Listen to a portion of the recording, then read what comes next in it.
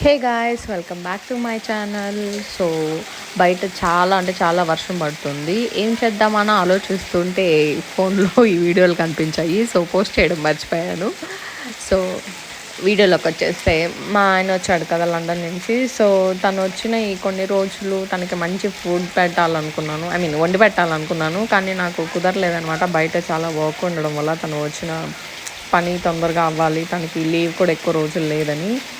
So మంచి రెస్టారెంట్కి అయితే తీసుకెళ్ళి ఇలాగైతే తింటూనే ఉన్నాం. అది కూడా ఒక 2-3 సార్లే తిన్నాం. తను ఒక 24 డేస్ ఉంటే మొత్తానికి కలిపి ఒక 4 టైమ్స్ ఏమో తిన్నాం అంతే అనమాట. సో కుళ్ళుకోకండి. ఆ 4 టైమ్స్లో ఏం తిన్నామంటే ఇలాగ చికెన్, బటర్ చికెన్, ఇది చాలా బాగుంది. నాకు చాలా ఇష్టం. కానీ ఈరోజు ఎందుకో నాకు పిజ్జా తినాలనిపించింది. అందుకని నేను పిజ్జా ఆర్డర్ పెట్టుకుని ఆయనేమో అది ఆర్డర్ పెట్టుకున్నాడు. బేసిక్గా నాకైతే అందరూ కలిసి తినడం అంటే చాలా ఇష్టం అనమాట. సో ఇంట్లో ఎప్పుడు నేను, అమ్మ, నాన్న ముగ్గురం ఎప్పుడూ కలిసి తినింది లేదు. చాలా రేర్ అనమాట, చాలా తక్కువ. సో నాన్న ఒక టైంలో, నేను ఒక టైంలో, అమ్మ ఒక టైంలో అలా తినేవాళ్ళం.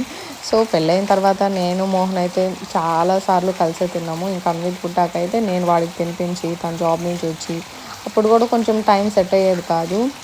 సో అదనమాట, మనం చిన్న ఫ్యామిలీ, చింతలేని ఫ్యామిలీ కాబట్టి అలా జరిగింది. ఐస్ క్రీమ్, నేను అసలు ఐస్ క్రీమ్ తినకూడదు ఇప్పుడున్న హెల్త్ కండిషన్కి. కానీ ఆయన చాలా చాలా రిక్వెస్ట్ చేసి ఒకే ఒక్కటి తింటానని చెప్పి తీసుకున్నాను. ఇంకా అన్విత్ కోసం అయితే ఒక రెస్టారెంట్ తీసుకొచ్చాను అనమాట. ఎప్పుడు తనని తీసుకురాలి. ఇప్పుడు దాకా జంక్ ఫుడ్ అనేది చాలా వరకు అవాయిడ్ చేశాను నేను, తనకి ఎప్పుడు అలవాటు చేయలేదన్నమాట. సో రెస్టారెంట్ తీసుకొచ్చి ఫస్ట్ టైం తనకి ఫ్రెంచ్ ఫ్రైస్ అవి తీసిచ్చాను. దాంతోపాటు ఇంకా ఎగ్ తింటాడు అనమాట, బాయిల్డ్ ఎగ్. సో అవి తీసుకొచ్చాను. ఇంకా బాయిల్డ్ ఎగ్ తిన్న తర్వాత ఫ్రెంచ్ ఫ్రైస్ కూడా బాగానే తిన్నాడు. సో పిల్లలకి జంక్ ఫుడ్ అనేది మంచిది కాదు, కానీ ఎప్పుడైనా ఒక్కసారి ఓకే ఇంట్లో చేసి పెట్టడం ఇంకా మంచిది. నిజంగా వాడైతే చాలా ఇష్టంగా అయితే తిన్నాడు అనమాట. దొంగ వెదవ, నాకు పెట్టమంటే పెట్టట్లేదు కానీ వాడి డాడీకి మాత్రం పెడుతున్నాడు అనమాట, తినిపిస్తున్నాడు. సో అల్లరి కాసేపు కూడా గమ్మున ఉండదు. మా అన్విత్ అయితే చాలా అల్లరి అనమాట, చాలా యాక్టివ్ కూడా. సో నేను చాలా ఎంజాయ్ చేస్తాను అది, తను అంత యాక్టివ్గా ఉండడం అనేది.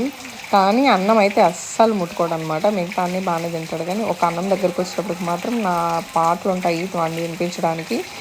ఎంతసేపు అయినా సరే, ఎంత లేట్ అయినా సరే నేను అన్నం తినిపించే వరకు తినడు అనమాట. అమ్మ అయితే అస్సలు తినిపించలేదు. సో మోహన్ కూడా అంటున్నాడు, వాడు నువ్వు తప్ప ఇంకెవరు ప్రపంచంలో తినిపించలేరు అని చెప్పి. అంత మొండి, అంత అల్లరి అయిపోయాడు మా అన్విత్. యాక్చువల్గా వాడు ఇలా ఉండడానికి కారణం నేనే, నా జీన్సే. నేను కూడా చిన్నప్పుడు అసలు ఏదంటే అది తినకపోతుండే అనమాట. ఫుడ్లో ఎప్పుడైనా అంటే కర్రీలో టమాటా, ఆనియన్ ఇవన్నీ వేస్తారు కదా, అవి అస్సలు తినేదాన్ని కాదు. అవన్నీ తీసి పక్కన పెట్టేదాన్ని అనమాట. మా నాన్న తిట్టకుండా తిట్టేవాడు, పళ్ళు కొరికేవాడు. అలా మా నాన్న తిడుతుంటే అలా కళ్ళల్లో నీళ్ళు జలపాతంలాగా జారిపోయాడు అనమాట. తిట్టకముందే కంట్లో నీళ్ళు వచ్చేటివి. నాకు అప్పుడు అనిపించేది, నాన్నెందుకు నాకు ఇష్టం లేకపోయినా తినమని అంటున్నాడు, ఇంత కోపడుతున్నాడు అని చెప్పి. ఇప్పుడు నిజంగా నాకు అర్థమవుతుంది అనమాట. వీడు అలా చేస్తున్నప్పుడంతా నాకు నన్ను చూసుకున్నట్టు ఉందన్నమాట. మా నాన్నకు అప్పుడు ఎంత ఫ్రస్ట్రేషన్ వచ్చేదో కానీ నాకు మాత్రం నిజంగా ఫ్రస్ట్రేషన్ వస్తుంది వీడు అలా చేస్తుంటే. సో 2 జ్యూసెస్ తీసుకున్నాము, ఒకటి వాటర్ మిలన్, ఒకటి ఆరెంజ్. వాడికి ఆరెంజ్ అంటే చాలా ఇష్టము. వాటర్ మిలన్ తాగిస్తుంటే కూడా వాటర్ మిలన్ తాగట్లేదు అనమాట, ఆరెంజ్ తాగుతున్నాడు. కొంచెం ఇవ్వంటే కూడా ఇవ్వట్లేదు, అలా పెట్టి తీసేస్తున్నాడు అనమాట. సో ఈ likes orange juice very much అనమాట. ఒకరోజు అలా ఇది తీసిచ్చాను. ఇంట్లో కూడా ఆరెంజెస్ తీసుకొచ్చి ఇంట్లో అలాగా ఆరెంజ్ జ్యూస్ చేసిస్తూ ఉంటే తాగుతాడు. తను ఆరెంజ్ జ్యూస్ తింటాడు, ఇంట్లో తాగుతాడు కూడా. హ్యాపీ అంటే చాలా హ్యాపీ అంట ఆయన ఆరెంజ్ జ్యూస్ తాగుతూ. ఫుడ్ విషయంలో మాత్రం అసలు చాలా చాలా జాగ్రత్తగా ఉండాలి పిల్లల విషయంలో అయితే. సో నేను అన్నీ ప్రాపర్గా డైట్ తనకు అందేలాగా, ప్రోటీన్స్ కానివ్వండి, ఇంకా క్యాలరీస్ అవన్నీ చూసుకుంటూ ఉంటాను అనమాట. ఏ ఫుడ్ పెడుతున్నాం, ఎన్ని గంటలకు పెడుతున్నాం, సో తన ఒంటికి పడుతుందా లేదా, ఇవన్నీ ఎన్ని చెప్పినా కానీ అన్నం మాత్రం తినడు. మా వాడు ఎలా తింటాడంటే వెజిటేబుల్స్ ఉడకబెట్టిస్తే వెజిటేబుల్స్ తింటాడు, రైస్ కూడా బాల్స్ లాగా చిన్న చిన్నవి చేసిస్తే అలా తింటాడు అనమాట. సో యూకేలో ఉండి అలా కొన్ని రోజులు అలవాటు అవ్వడం వల్ల ఇప్పుడు ఇక్కడ కూడా అలానే చేస్తున్నాడు. రైస్ కర్రీ కలిపి అయితే తిండు మావాడు. పప్పులో కొంచెం నెయ్యి వేసి, కొంచెం సాల్ట్ వేసి అలాగే పప్పు ఉడకబెట్టిస్తే అలా తింటాడు. కానీ పప్పు అన్నం తినమంటే మాత్రం తిండు, అది ఇది సపరేట్గా తింటాడు.